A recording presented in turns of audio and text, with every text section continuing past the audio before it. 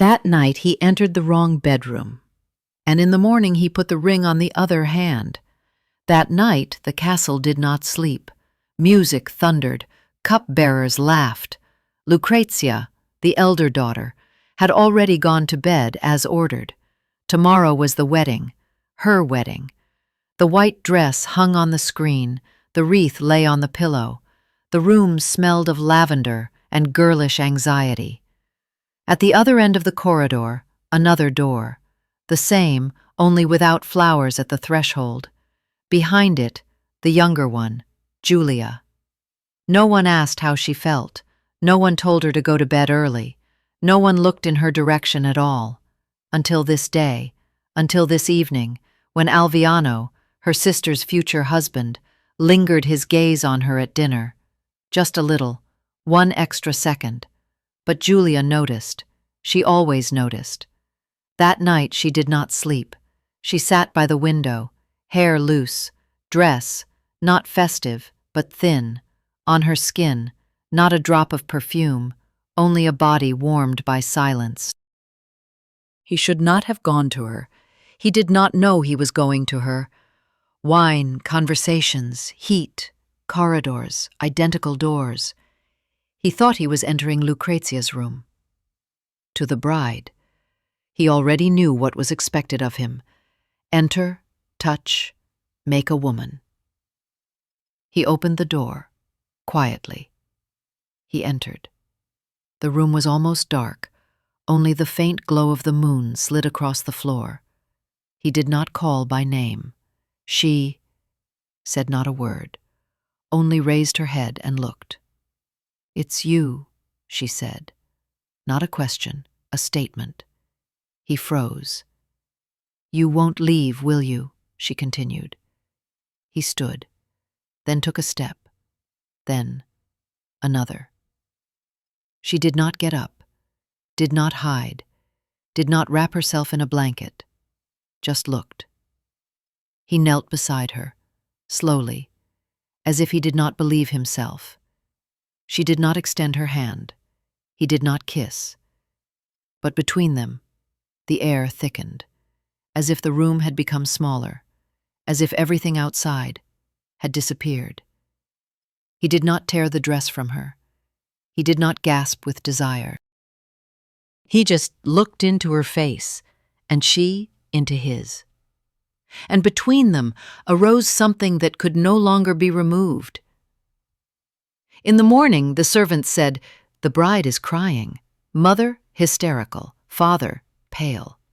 Alviano is silent. He said not a word. Only, when they handed him the ring, he looked at Lucrezia and turned away. Then turned his gaze to Giulia, long, direct, and extended his hand. To the left, to the other. Not the one they had prepared. The ring was smile, correct. Speech, soft.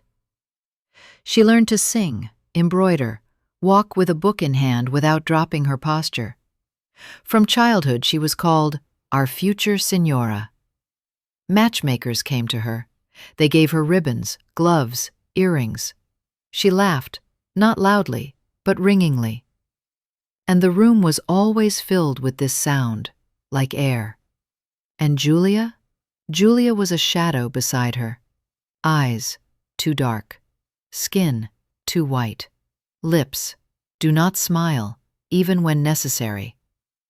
She did not throw tantrums, did not contradict, was simply quiet, watched, listened, remembered. When guests came to the house, Giulia was not brought out to them first.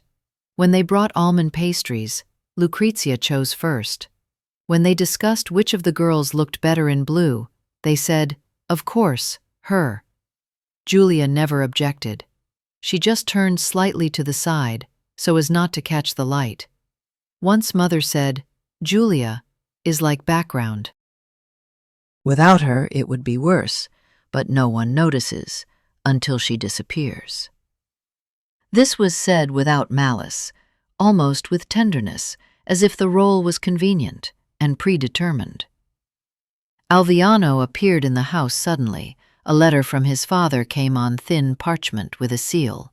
Alliance, contract, lands, marriage. He was supposed to fall in love with Lucrezia, or at least look at her with respect, and he tried, but at dinner his gaze accidentally slipped to the left, to Giulia. She was not dressed up, simply sat with a bowl of pomegranate, not pretending to be gentle, fingers in juice, eyelids lowered, and suddenly raised her eyes, straight at him. He looked away almost immediately, but in that moment something happened that could not be unseen. He saw, and she could no longer be removed. After dinner she went to the garden, alone. He watched her go. No one noticed, but she felt it. And in that moment, everything changed. Not in him, in her. For the first time in years, she thought, what if being a shadow is also a way to move, silently, but where you want to go yourself? Let him think he chose her by accident.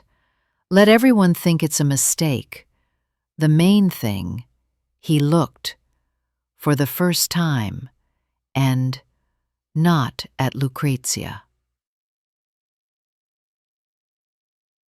Chapter 3. The dress was not sewn for her, but she tried it on. While Lucrezia was being measured, Giulia put on her wedding dress at night, stood before the mirror, not moving, and for the first time, wanted. The dress hung in the pink room, on a wide screen covered with satin.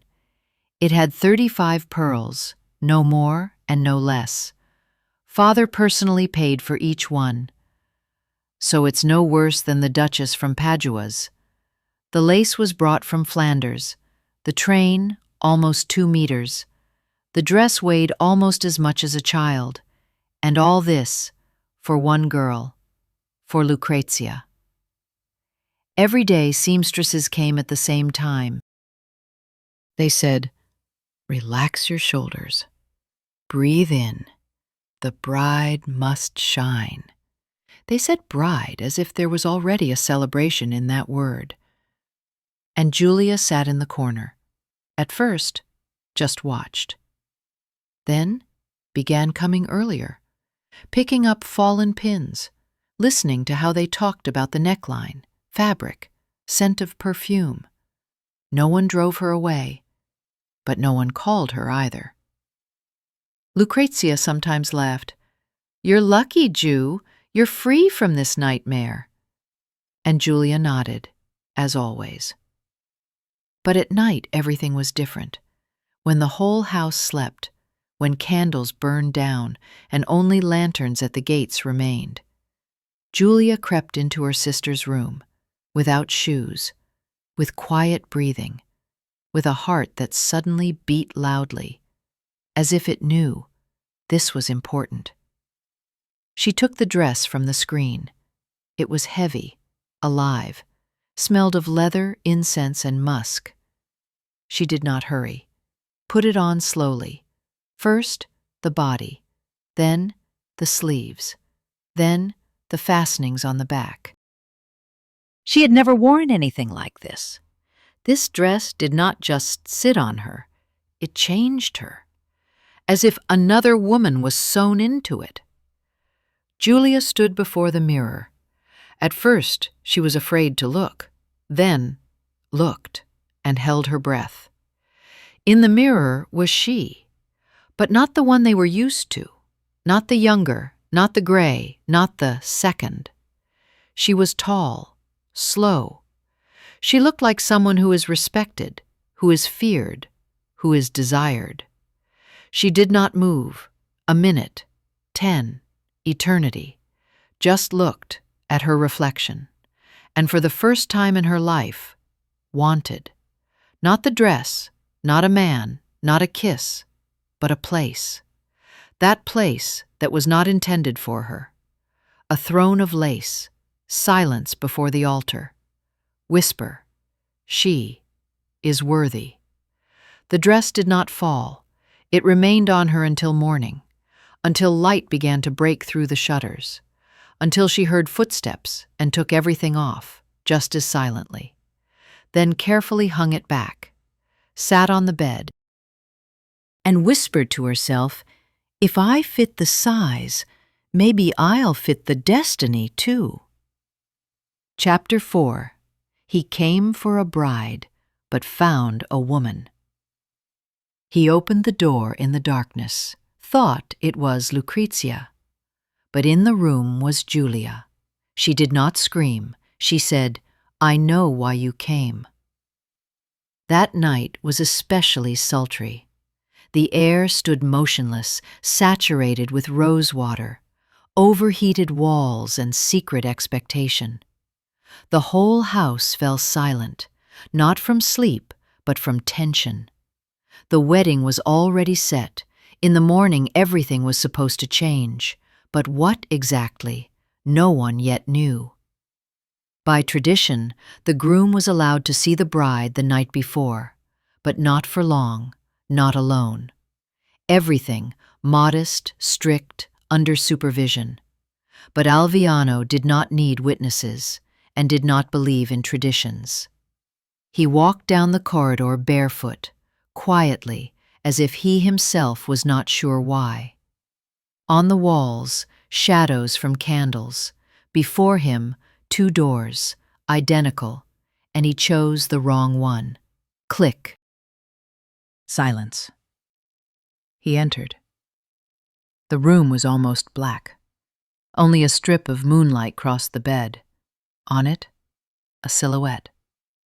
Female. He did not call by name. He knew he was doing something wrong, but did not stop. The door closed behind him, forever. She did not scream, did not jump up, did not hide. She simply sat on the bed, slowly, as if she had been waiting for exactly this. Moonlight fell on her shoulders, on her collarbones, on her face. This was not Lucrezia.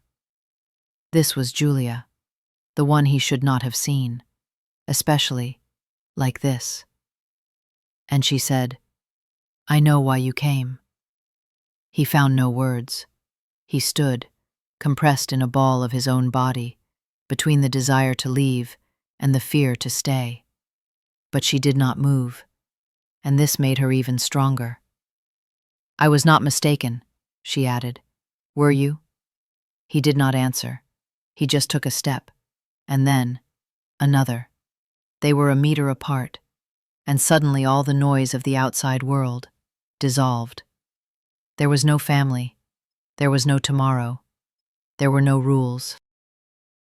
There was only she, in a nightgown, slipped from her shoulders, and he, standing in the darkness, tense, like a drawn string. She did not touch, but was closer than touch. He wanted to say, "Forgive me," wanted to leave, close the door behind him, do everything right, but did not. He stayed, sat on the edge of her bed, did not look, breathed. She looked straight, did not hide her gaze. On her face was neither challenge nor submission, only knowledge, understanding, that the night he was supposed to spend with another, he had already begun with her, and this could no longer be changed. Not with a ring, not with a word, not with mourning. Chapter 5. In the morning she drank wine alone. Sister cried. Mother prayed. Father was silent. And Giulia sat on the balcony and ate grapes, while servants changed the name in the wedding invitations. The morning was blindingly clear, as it happens after an incorrectly lived night. Too blue sky, too loud birds, too direct light hitting the eyes, like mockery, like derision of what had already happened. And there was no rolling back. In Lucrezia's room, the curtains were tightly drawn, not one ray, not one sound, except dull, hoarse sobs, in which there was neither hysteria nor source, only helplessness. She did not scream, did not even call anyone, just lay in the bed where she was supposed to sleep the last night of maidenhood, and now did not know who she had awakened as. Mother had been on her knees for the 3rd hour, first by Lucrezia's bed, then in the home chapel, whispered through her teeth the same phrase, "Lord, if this was the devil, tear him from our family," sometimes added, "or from her," but never said the name. Father was silent. He did not raise his head from the table. The papers before him were crumpled, like sheets after passion. He read them again and again, though he knew them by heart. Change of official bride. Based on circumstances, unforeseen. He did not drink, he did not eat. He just watched how in the house he had built for 30 years they rearranged names, like cards. And Giulia went out on the balcony, not hiding, not sneaking, without guilt, without apologies. She wore a light dress, not white but almost, the color of undiluted milk, without lace, without decorations. On her neck, nothing. On her fingers, still nothing. But in her face, something new. She sat in a chair and put a dish of grapes on the table. Beside it, a goblet, dark ruby, almost black. She took a berry, slowly, and crushed it between her lips. Juice flowed down her chin. She did not wipe it. Below, in the hall, servants bustled. One tore old invitations, another dictated to a scribe. Not Lady Lucrezia, now Lady Giulia. The ink did not have time to dry. The folder with her sister's name went into the fireplace. The fire did not go out immediately, as if it did not want to. Sometimes faces passed by the balcony. Some raised their eyes and immediately lowered them. Someone whispered, "Is she smiling?" But no, she was not smiling. Her face was calm, quiet, not satisfied, aware. Lucrezia did not appear. Mother went to the garden, pressing a cross to her chest. Father never said a word. And Giulia remained, in the sun, in a dress that was not chosen for her, with wine that was not poured for her, with a right she had not asked for, but taken. Because no one else was looking in that direction anymore. Now, everyone was looking at her, and no one could call her the younger anymore. Not after this night, not after this morning, not after he stayed, and she did not flinch.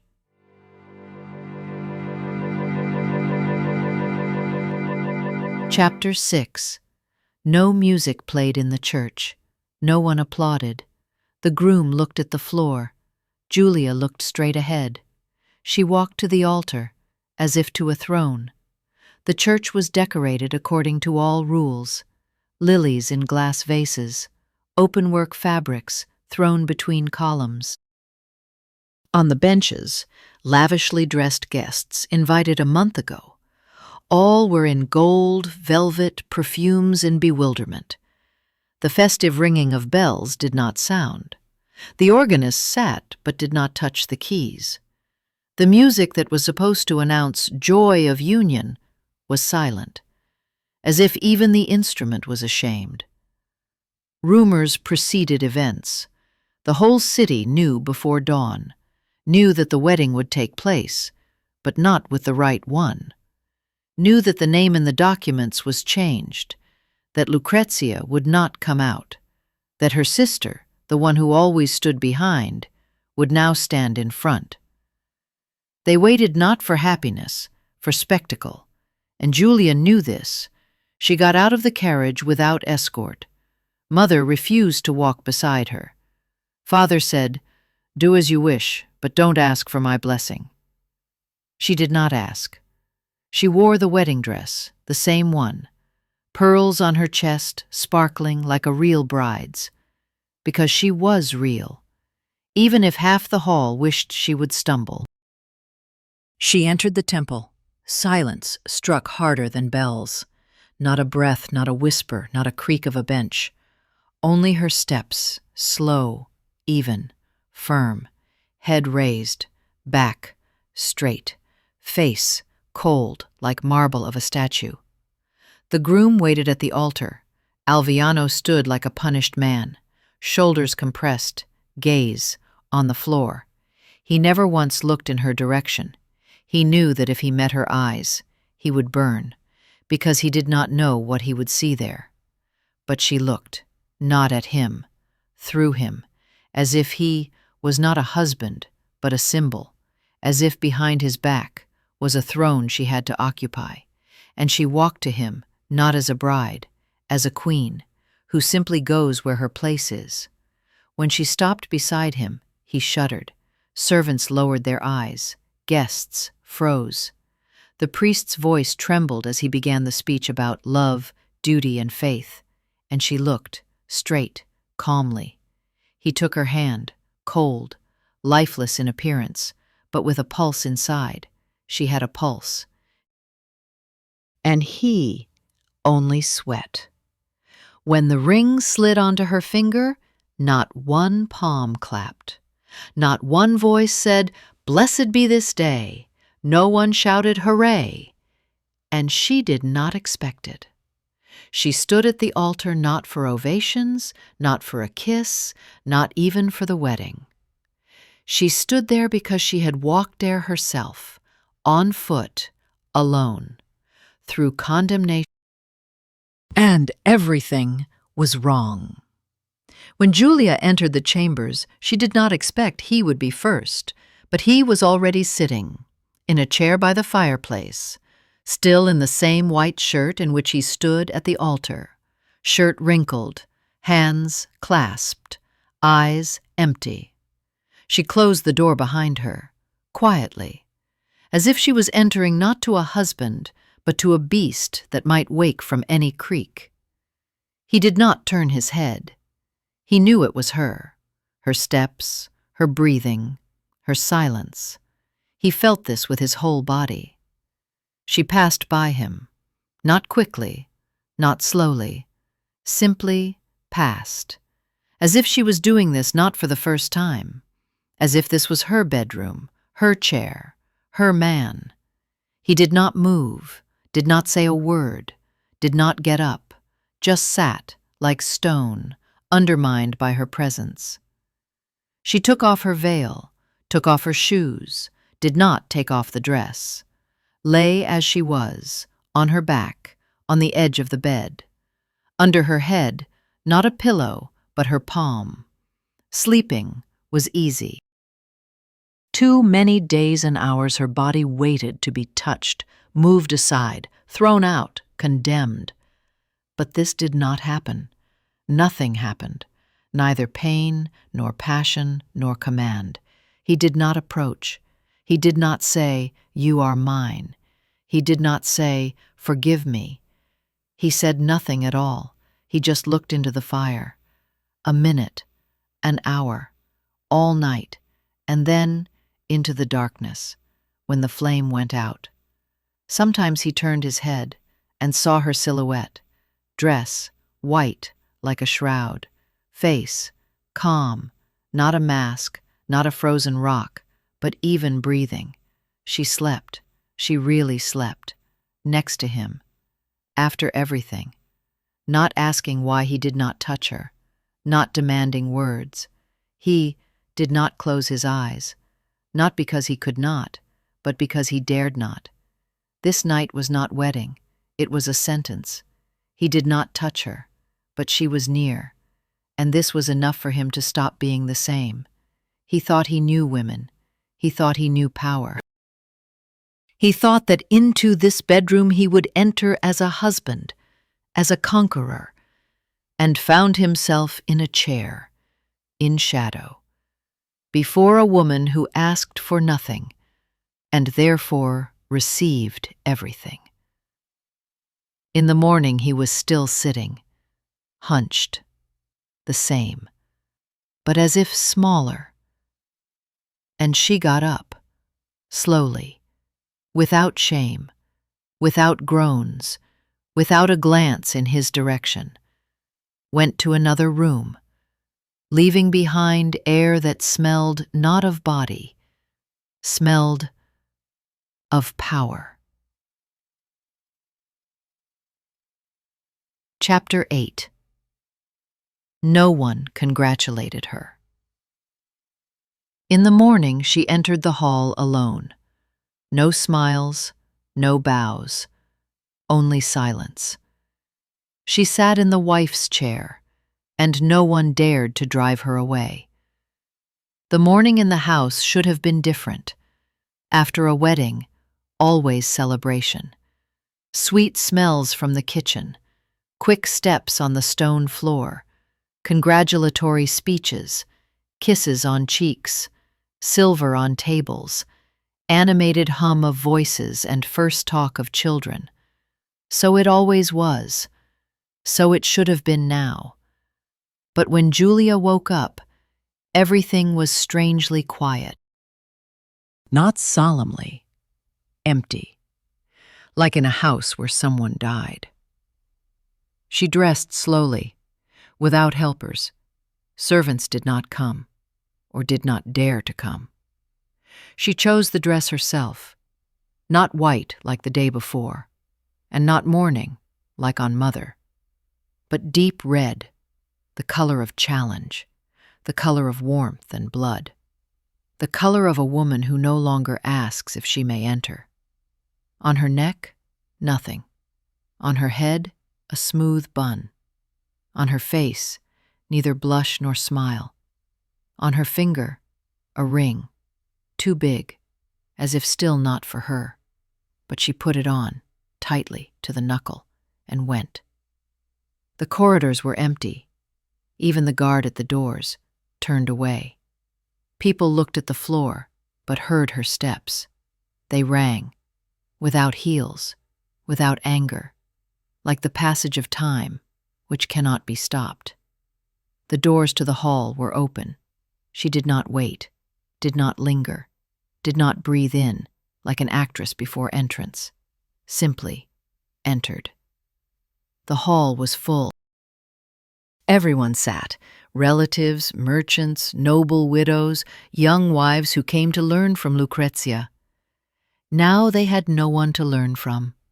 They did not applaud, did not stand up, did not turn, simply looked as she walked forward, alone, without her husband's arm, without cover.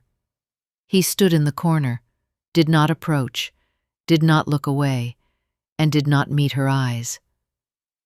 Mother turned away, looked out the window, squeezed the cross in her fingers so tightly that her knuckles turned white.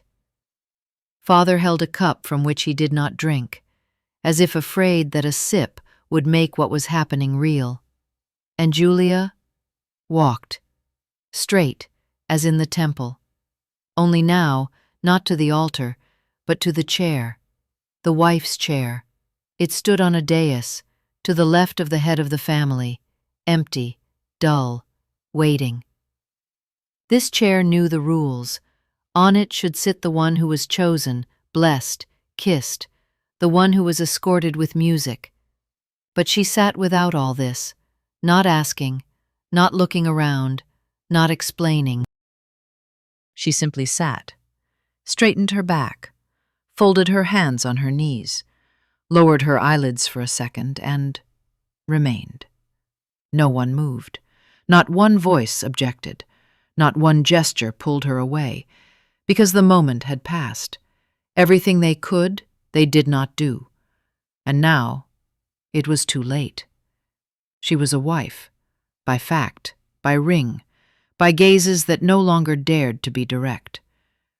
No one said congratulations, but everyone acknowledged, with silence, distant, without words, but with weight. And she sat. And she did not need to be loved.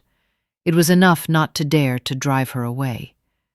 And this made her power complete. Chapter 9. He fled, but returned.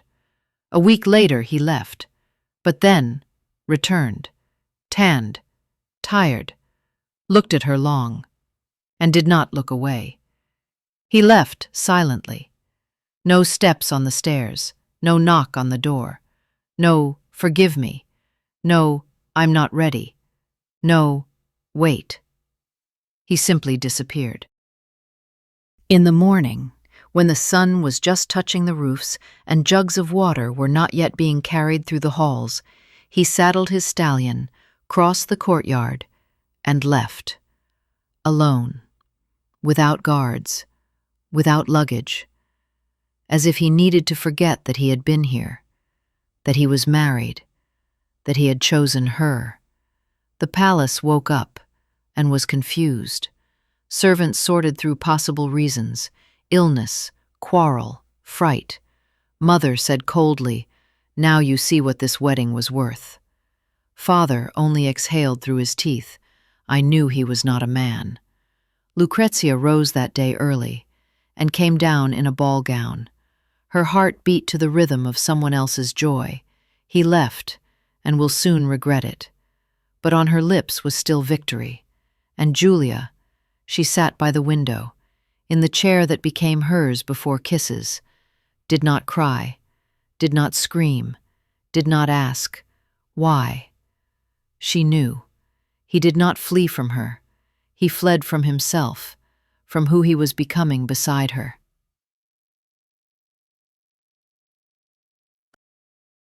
Every morning in the house began with silence, without scandal, without hysterics, without interrogations. He left, and by this became something like a ghost, someone who could no longer be discussed aloud. A week passed like through cotton. First, silence, then gossip, then suggestions. Let's cancel the union. Let's declare that he's ill. Let's refer to a curse. But she was silent, and they did not dare.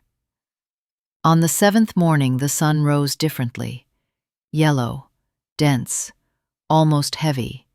A servant ran in, all dusty and without looking in her eyes, whispered, "He is returning, alone." At dawn a figure appeared over the gates. He was tanned, dirty, lost. He bore no signs of status, only the path, traveled without sleep. He brought neither letters nor gifts, only himself, and his head, which finally understood where he needed to be. He did not go to his chambers, did not ask how she was. He did not call father, mother, or Lucrezia. He passed through the inner courtyard and stopped on the threshold of the gallery, where she sat, as usual, with a book, in a dress the color of iron, with the ring she never took off. She did not get up. She knew he would come, knew not the day, not the hour, but the fact itself. He could not return. He stood long, first simply stood, then looked at her, not at who she should be, but at her, as men look in the last minute before decision. And she endured, as always. "You returned," she said finally. "Yes." "Not out of duty?" "No." "Then sit." He sat, beside her, not touching, not approaching, but for the first time, not with lowered head. He looked, into her eyes, into her face, into her essence. And suddenly she understood. This look was not about passion. It was about recognition, about submission, about the fact that now he was not above her, but beside her, that he was not running, he was staying. They sat like this long, too long. And outside the window, shadows managed to dim. He said nothing, but she no longer needed it. He returned, himself, without screaming, without a kiss, but with choice. And this meant more than anything. Chapter 10. Now she wears the ring, and he, her name. Now he says, my wife, quietly but without fear, and she, no longer silent, because the one who was not noticed became the one who cannot be forgotten. Time passed. How much? No one counted. Days stretched differently when there were no scandals in them. When everything necessary had already happened, and everything unnecessary simply disappeared. He stayed, first nearby, then closer. Not through touch, but through presence. He did not touch her body until he learned her face, did not sleep beside her until he learned to sleep peacefully. He, as if for the first time, learned a woman not with hands, but with eyes. And this turned out to be more frightening and deeper than any intimacy. He did not call her by name in the first weeks, simply looked, sometimes nodded, sometimes followed. But once at a reception, when talk turned to a new road, he said aloud, "My wife thinks it's better to build through the south." And silence reigned in the hall, thin, sticky, surprised, not because of content, but because of form. He said, "My wife," not Lady Giulia, not she, but my. And in this word there was no fear, no duty. There was something from which not one courtier could look away. She at this time sat in her chair, in a green dress closed to the collarbones, on her neck a simple string of pearls, in her hands a pen, on the table papers. She no longer just sat, she signed decrees, conducted correspondence, met with merchants, decided whom to receive and whom not worth letting even past the gates. Servants no longer asked whom to go to, they went to her and called her Signora, without clarification, without comparison. Lucrezia left. Mother stopped praying. Father looked at his daughter as an equal, and he did not leave. Now in the mornings he poured her tea, in silence, without questions, put the cup to the left of the book, then sat, watched her read, and sometimes touched her palm, unobtrusively, lightly, as if afraid to disturb the fabric of the world, which held on fragile balance, a woman who had once been a shadow, and a man who used to consider himself above light. She no longer was silent. When she spoke, they listened. When she looked, they turned away. When she was silent, they waited for what she would say. Once she went out to the garden, without guards, without jewelry, without him, sat on a stone, looked at leaves, at shadows, at everything that was former, and whispered, "I did not want this, but now I will not give it up." And in this was everything, not revenge, not malice, not caprice, but firm understanding that the path she had walked should not have been hers. But now it was forever written by her steps, and the ring on her finger was not a symbol of marriage, but memory of who chose her when he should not have. And the name he now pronounced was not a sound, but belonging to her, to the one who was not noticed, and now impossible to forget.